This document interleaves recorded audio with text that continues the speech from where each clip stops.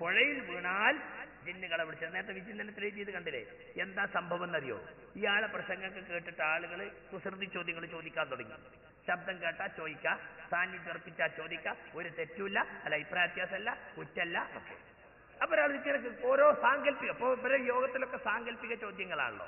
സാങ്കല്പിക ചോദ്യങ്ങൾ ചോദിക്കണമെങ്കിൽ നമ്മൾ പണ്ടേ കളിയാക്കിയതാ. കയ്യിൻ്റെ ഉള്ളിനടിയിൽ രോമം വന്ന് മുളച്ചാൽ ഒന്നുണ്ടാക്കുമ്പോൾ തടവണോ കഴുകണോ? ആദ്യം മുളച്ചിട്ട് വേണ്ടേ? അപ്പൊ അതുപോലത്തെ ചോദ്യങ്ങളാ പനസ് മോലി അനീഫ് മോലിയൊക്കെ ചോദിക്കുന്നത്. അതുപോലെ ചോദിക്കാണ് ഒരാൾ പുഴയിൽ വീഴുന്ന സമയത്ത് അയാള് കരയിൽ ആരും കാണുന്നില്ല. അപ്പൊ അയാൾ എന്ത് ചെയ്തു? ആ പുഴക്കരയിൽ എന്റെ ഒച്ച കേൾക്കുന്ന പരിധിയിൽ സാന്നിധ്യം ഉറപ്പിച്ചത് ഞാൻ പറഞ്ഞല്ലോ. ഒരു ജിന്നുണ്ട് എന്ന് വിചാരിച്ചിട്ട് ജിന്നെ എന്നെ ഒന്ന് രക്ഷപ്പെടുത്താമോ എന്ന് ചോദിച്ചാൽ അത് ചെറുക്കാണോ എന്ന് ചോദിച്ചു. അങ്ങനെ പാടില്ലല്ലോ, അങ്ങനെ ചെയ്യാൻ പാടില്ല. അങ്ങനെ പുഴക്കരയിൽ ജിന്നുണ്ടെന്ന് റസൂൽ പറഞ്ഞിട്ടില്ലല്ലോ. അത് ഹറാമാണ്, ചോദിക്കാൻ പാടില്ലാത്തതാണ്. അത് ശിർക്കിലേക്കുള്ള വസീലയാണ്. അയാൾ വിടുന്നില്ല. പിന്നെയും ചോദിക്കുക, ഞാൻ ചോദിച്ചത് ശിർക്കാണോ അല്ലേ എന്നാണ്. ഞാൻ പറഞ്ഞല്ലോ നിങ്ങളോട് ഹറാമാണ്, പാടില്ല, ശിർക്കിലേക്കുള്ള വസീല ചോദിക്കാൻ നബി പഠിപ്പിച്ചിട്ടില്ല. അങ്ങനെ പുഴക്കാരിൽ ഒരു ജിന്നുമില്ല, അങ്ങനെ ശബ്ദം കേൾക്കുന്നത് ജിന്നുണ്ട് വിചാരിച്ച് വിളിക്കാനും പാടില്ല, റസൂൽ പഠിപ്പിച്ചിട്ടില്ല. ഉസ്താദ് ഞാൻ ചോദിച്ചത് ശിർക്കാണോ അല്ലേ എന്നാണ്. പിന്നെയും ചോദിച്ചു. ശിർക്കാണ് എന്ന് പറഞ്ഞിട്ട് അയാൾ ഇസ്ലാമിൽ നിന്ന് പുറത്തു പോണ ശിർക്ക് ഇതൊന്നും പറയാൻ പറ്റൂല, കാരണം അയാൾ പ്രാർത്ഥന അല്ലല്ലോ അയാളെ മനസ്സിൽ. അവിടെ കട്ടിതു. കണ്ടോ പുഴയിൽ വീണാൽ വിളിച്ച ശിർക്കല്ല. എന്താ വിചിന്തനത്തിൽ എഴുതിയത്? വിചിന്തനത്തിൽ എഴുതിയ വാചകം നിങ്ങൾ ഒന്നുകൂടി വായിച്ചു നോക്കണം. പാവപ്പെട്ട മുജാഹിദുകളെ തെറ്റിദ്ധരിപ്പിക്കാൻ വേണ്ടി എഴുതുകയാണ്. പുഴയിൽ മുങ്ങി മരിക്കാൻ തുടങ്ങുന്നൊരു വ്യക്തി പ്രാണരക്ഷാർത്ഥം ജിന്നിനെ വിളിച്ച് സഹായം അഭ്യർത്ഥിച്ചാൽ അത് ശിർക്കാവുകയില്ല എന്ന വാദം അതിശയകരമാണ്. ഞാൻ ആ പറഞ്ഞ ക്ലിപ്പ് ഒന്ന് കേൾപ്പിച്ചെടുക്കും മോനെ. അതാണോ ഞാൻ പറഞ്ഞത്? നാളെ ഈ വിചിന്തനവുമായി ഞാൻ പരലോകത്ത് വരും ഇൻഷാ അല്ലാഹ്. കേൾപ്പിച്ചെടുക്ക്. അഭൗതിക സിദ്ധികളല്ലേ, അഭൗതിക സിദ്ധികളോട് സഹായം ചോദിച്ചല്ലേ? നമ്മൾ പണ്ടേ പറഞ്ഞിട്ടുണ്ട് ഈ അഭൗതികം, അദൃശ്യം, കാര്യകാരണ ബന്ധത്തിന് അതീതം, ഇതൊക്കെ ഒരേ അർത്ഥത്തിലാണ്. അതൊന്നും കണ്ണ് കാണാത്തതെന്നുള്ള അർത്ഥത്തിലല്ല. ഇപ്പോ ഇവിടെ ഉദാഹരണം പറഞ്ഞു, ഉമർ മൗലവിയുടെ തൗഹീദാണ് ഞങ്ങൾ സ്വീകരിച്ചിരിക്കുന്നത്. എന്താണ്? പുഴയിൽ വീഴുന്ന സന്ദർഭത്തിൽ കരക്കുള്ള ജോസഫേ എന്ന് വിളിച്ചാൽ ചെറുക്കല്ല. കാരണം ജോസഫ് വരുന്നതും നീന്തി വന്ന് രക്ഷപ്പെടുന്നതും നമ്മൾ കാണുന്ന മാർഗത്തിലാണ്. മൊയ്തീൻ ഷെയ്ഖേ എന്ന് വിളിച്ചാൽ ചെറുക്കാണ്, കാരണം കാണാത്ത മാർഗത്തിലാണ്. ഈ അദൃശ്യം എന്നതിന് കണ്ണ് കാണാത്താണ് അർത്ഥം അല്ല. അത് മാത്രമല്ല, അതിനർത്ഥം കാര്യകാരണ ബന്ധങ്ങൾക്ക് അതീതമായി സഹായിക്കുകയാണ്. മനസ്സിലായില്ലേ? ജോസഫ് സഹായിക്കുന്നത് മനുഷ്യൻ അള്ളാഹു കൊടുത്തിട്ടുള്ള കഴിവിന്റെ അടിസ്ഥാനത്തിൽ. അതുകൊണ്ടാണ് ജോസഫിനോട് നമ്മൾ ചോദിക്കുന്നതും. മൊയ്തീൻ ഷെയ്ഖിനോട് ചോദിച്ചാൽ മൊയ്തീൻ ഷെയ്ഖ് മരിച്ച ആളാണ്, അയാൾക്ക് അങ്ങനെ കഴിവില്ല, ഇല്ലാത്ത കഴിവാ ചോദിക്കുന്നത്.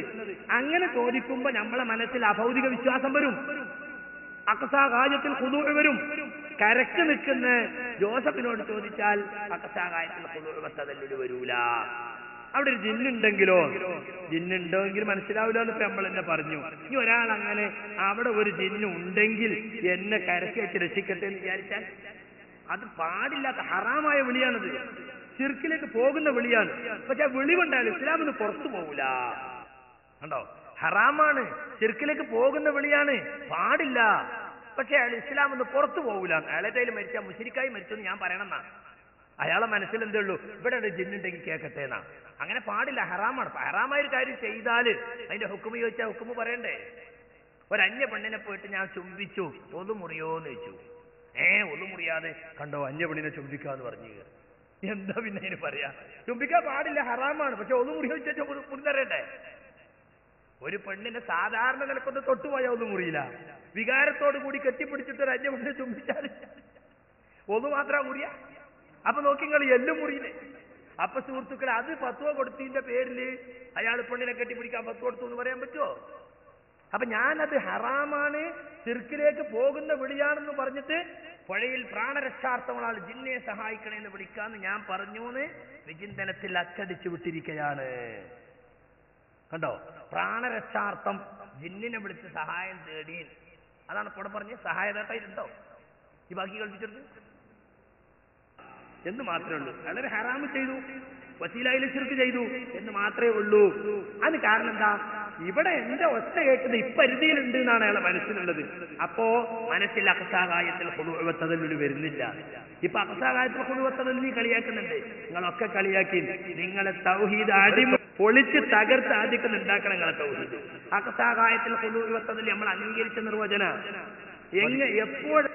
അപ്പൊ അഖസാകായത്തിൽ ഖുദൂഅത്തദല്ലുൽ അങ്ങേയറ്റത്തെ വിനയവും താഴ്മയും എന്നാണ് ഇബാദത്തിന് പണ്ടേ നമ്മൾ കൊടുക്കുന്ന നിർവചനം. അപ്പൊ ഇവിടെ ഒരു ജിന്നുണ്ട് എന്ന് വിചാരിച്ചിട്ട് അതിനെ വിളിച്ചാൽ അയാളുടെ മനസ്സിൽ എന്ത് വരൂല? അങ്ങേയറ്റത്തെ വിനയവും താഴ്മ ഉണ്ട്. അല്ലാതെ ഇബാദത്താവൂല. പക്ഷെ ചെയ്യാൻ പാടുണ്ടോ? പാടില്ല, ഹറാമാണ്. നബി പഠിപ്പിച്ചിട്ടില്ല, സാഹിബത്ത് കാണിച്ചിട്ടില്ല. ഇത് അങ്ങനെ തന്നെ പറഞ്ഞിനാണ് പുഴയിൽ വീഴുമ്പോ ജിന്നിനെ വിളിക്കാന്ന് ഞാൻ പറഞ്ഞു എന്ന് പറഞ്ഞ് പ്രചരിപ്പിക്കുന്നത്. ഇനി സുഹൃത്തുക്കളെ നോക്കി, ഞാനപ്പോൾ ശിർക്കാണെന്ന് പറഞ്ഞു നിൽക്കുക. ചൊച്ച കേൾക്കുന്ന ഈ പുഴക്കരയിലുള്ള ജിന്നി എന്റെ ശബ്ദം കേൾക്കും എന്ന് വിചാരിച്ച ഒരാൾ പറഞ്ഞാലും ശിർക്കാണെന്ന് പറഞ്ഞാൽ അടുത്ത ചോദ്യം വരും. അപ്പൊ മരുഭൂമിയിൽ വെച്ച് യാ ഇബാദല്ലാന്ന് വിളിച്ചാല് അവിടെയുള്ള ജിന്നോ മലക്കോ കേൾക്കുമെന്ന് വിചാരിച്ചാൽ അത് ശിർക്കല്ല നിങ്ങൾ തന്നെ പറഞ്ഞിട്ടുണ്ടല്ലോ, നിങ്ങളെ പണ്ടത്തെ പ്രസംഗത്തിലുണ്ടല്ലോ, നിങ്ങളെ വാദപ്രതിവാദത്തിലുണ്ടല്ലോ. അപ്പൊ അത് ശിർക്ക് തന്നെയാണ് എന്ന് ഞാൻ പറയേണ്ടി വരും മരുഭൂമിയിൽ വെച്ച്.